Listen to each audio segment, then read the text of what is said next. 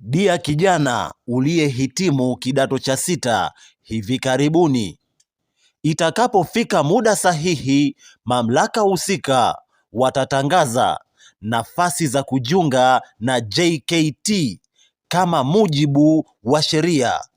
Sasa kwa kijana mwenye nia ya kujifunza stadi za kazi, mwenye nia ya kujiunga na vyombo vya ulinzi na usalama, ukipita JKT inakuwa bonus na credit nzuri, lakini hata kwenye CV yako ukiandika umepita JKT, hiyo ni bonus nzuri sana kwako. Lakini JKT ina faida zake. Mfano, ukipita uko JKT unajiamini, inaongeza kujiamini kwako. Namba 2, unajifunza uvumilivu. Namba 3, unajenga uzalendo na nidhamu ya hali ya juu. Sasa kwa kijana ambaye hayuko passionate na hayo mambo, maana duniani tunatofautiana, namshauri achukue ufundi.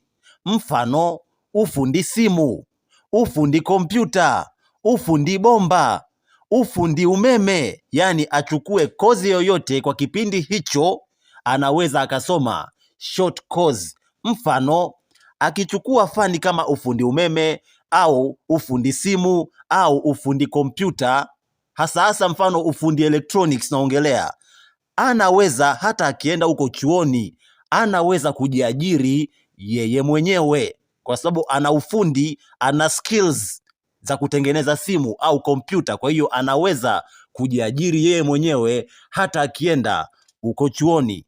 Lakini sio lazima ikawa ufundi tu, lakini kipindi hicho anaweza kakichukulia kujifunza michezo. Mfano, kuna kozi za miezi 3 academy za soka, anaweza kaenda akajifunza soka kwa miezi 3 academy inayotambulika kabisa. Lakini ndani ya hiyo miezi anaweza kaenda kujifunza michezo mingine kama basketball, riadha, kuogelea, boxing, netball, volleyball, karate, pamoja na michezo mingineyo atakayoiona kipindi hicho, anaweza akaichukulia kwa uzito zaidi.